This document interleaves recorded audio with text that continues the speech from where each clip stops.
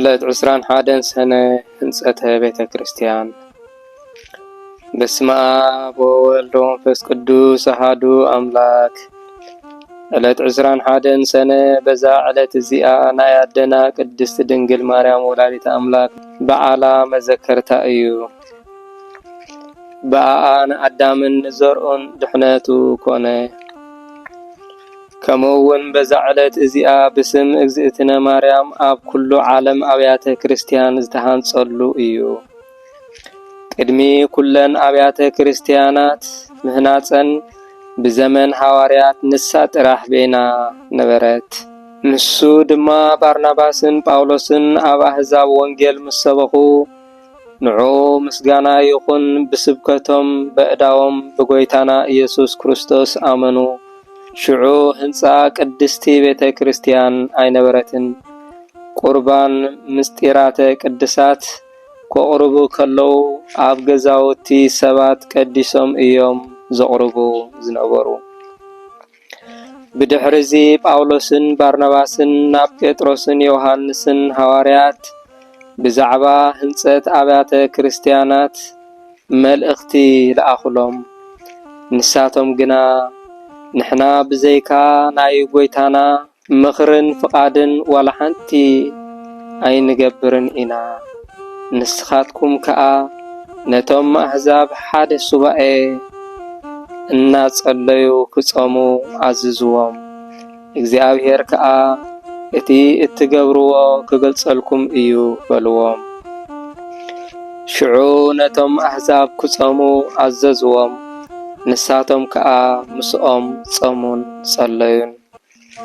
ኣብ ፍጻሜ እቲ ሱባኤ ድማ ጎይታና ኢየሱስ ክርስቶስ መጸ። ንኹሎም ሐዋርያት ከኣ ካብ ኩሉ ኣህጉራት ብደመና ሰማይ ኣከቦም። ኣብቲ ጳውሎስን ባርናባስን ዘለውዎ ኣብ ሃገር ፊልጵስዩስ ኣከቦም።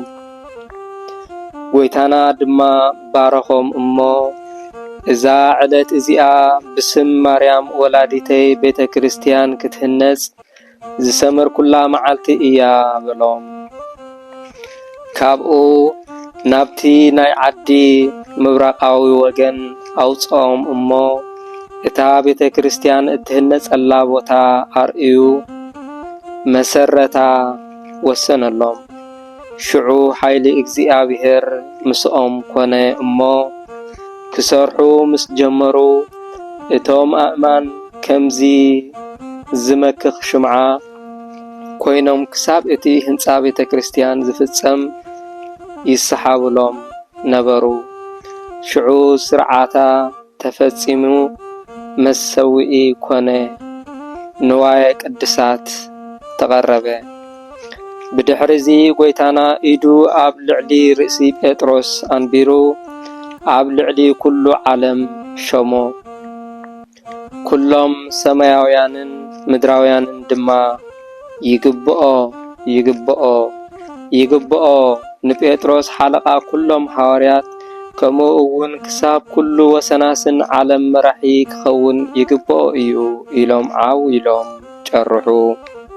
መሊሱ ጎይታና ስርዓት ቅዳሴ ከዳልውን ክፍጽሙን ነቶም ህዝቢ ድማ ምስጢራት ቅድሳት ወይ ከዓ ቅዱስ ቁርባን ክህብዎምን ኣዘዞም። እቶም ህዝቢ በዛ ዕለት እዚኣ 21 ሰነ በዓላ ክገብሩ ኣዝዝዎም በሎም።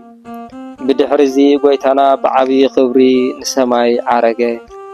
ካብዛ ዕለት እዚኣ ቅዱሳን ሐዋርያት ብስም እግዝእትነ ማርያምን ብስም ጎይታና ኢየሱስ ክርስቶስን ኣብ ኩሉ ዓለም ምህናጽ ቤተ ክርስቲያን ጀመሩ። ንዕኡ ክብርን ስግደትን ዕብየትን ንዘለዓለም ዓለም ይኹን። አሜን።